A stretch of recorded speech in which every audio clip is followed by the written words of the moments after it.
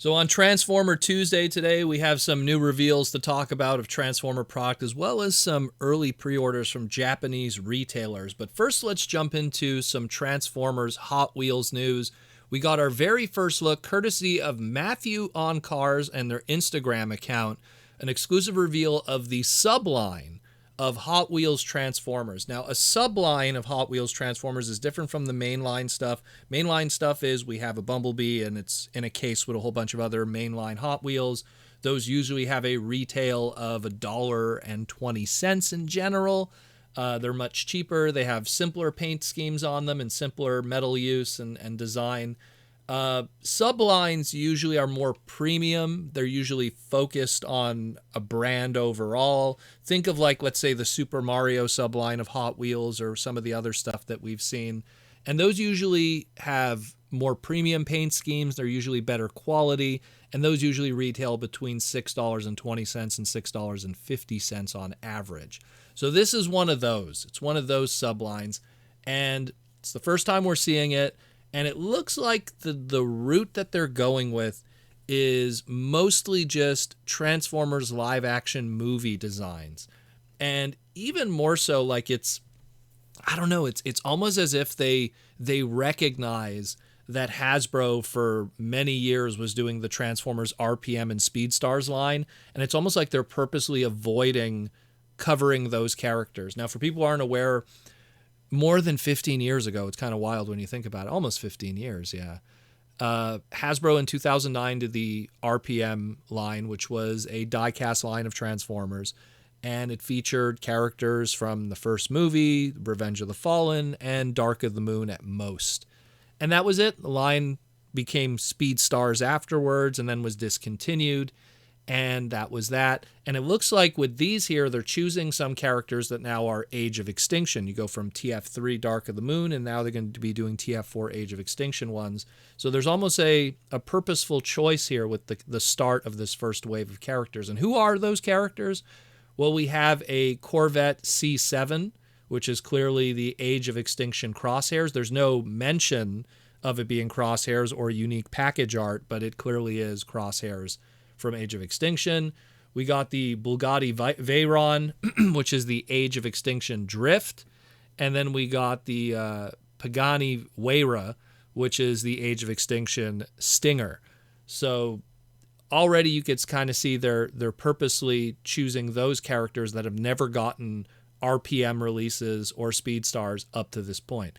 Then we get, interestingly enough, a Ford Mustang GT, which is a 2007 movie Barricade, and that's one that has been done by RPM multiple times, plenty of repaints on top of that. When you compare them side by side, because this is one we could actually kind of do a side by side comparison, you can kind of see how Hot Wheels does their own spin on it. Keep in mind the RPM single packs back then were $2.99, and they would stay $2.99 from 2009 until it was discontinued as the Speedstars in 2011. They had premium paint schemes, and when you compare them side by side here, you could kind of see that while they do stay true to that 1/64 scale Ford Mustang shape, it's very good. Nothing's really missing there.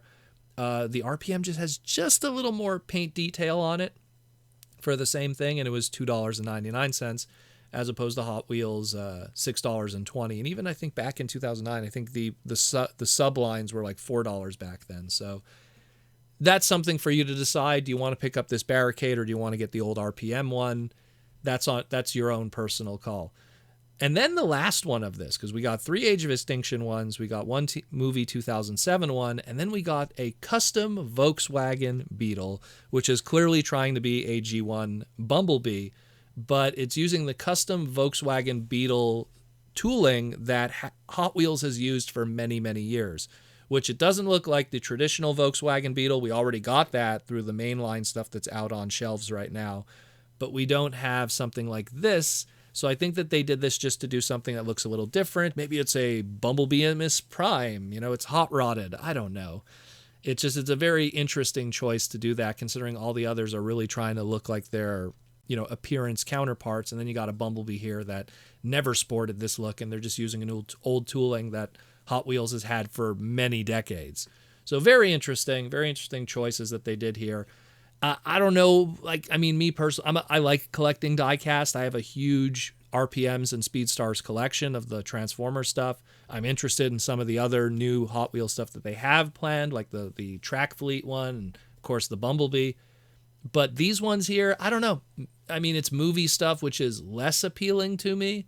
I already kind of got my fix with most of these. Maybe I'll get the Drift or the Stinger, but again, at that $6 to $7 price point each, I don't know. And not to mention, it's hard to tell with these photos. We don't know if they have, like the Bumblebee, a head sculpt or a robot mode kind of sculpted on the bottom of the vehicle itself, just to kind of continue what RPMs did and stuff. And we already saw with the Bumblebee that it does have a face, but we don't know about these ones here. So there's also that kind of mystery that we don't know yet. Probably will. I don't know why they wouldn't just break up everything, but it is what it is. It's very interesting choice to go with that. I've already seen other diecast lines kind of go with movie designs to mixed results with Jada, and of course what we saw with the Micro Machines, everything. That the fact that Hot Wheels wants to go in that route too is very weird. Instead of going with G1 stuff that, I don't know, me personally, I think probably would have sold better.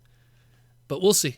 We will see. Let me know what you think about these. Very bizarre that they went with this choice, and especially with the premium line that they have, not the mainline stuff. Very, very bizarre. Last thing we're going to cover is we got some Japanese retail pre-order sheets. Nothing really too big to mention here. The big one is now we got some information about that 40th selection Bumblebee Masterpiece reissue.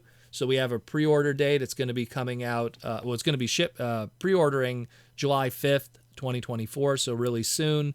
It's going to be pre-ordering for 16,500 yen. So about $104 USD. And we'll be shipping out in March of 2025, so you have to wait for that one. But there's also a mysterious item on this pre-order sheet too.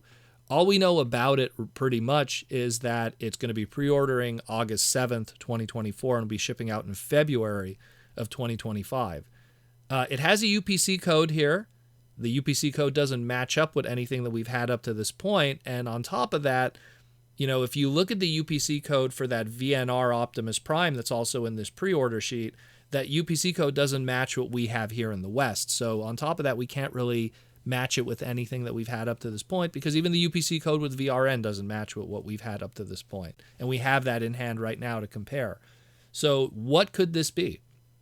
Some people are saying maybe it's just the Studio Series TF1 Optimus Prime, looking at the silhouette. But we already kind of, have seen that is going to be shipping out soon here. And considering this has a pre-order for August 7th, 2024, and will be shipping out February 2025, that's way after Transformers 1 has already been in theaters. Probably it would be on DVD at that point, really, in a lot of ways. So I don't know what that could be. Some people are saying it could be the Studio Series 86 Commander Optimus Prime. We don't know. We'll see, but it's definitely way too late to be a Transformer 1 product. Could be the Commander product. Let me know what you think this mysterious item is. It is very bizarre.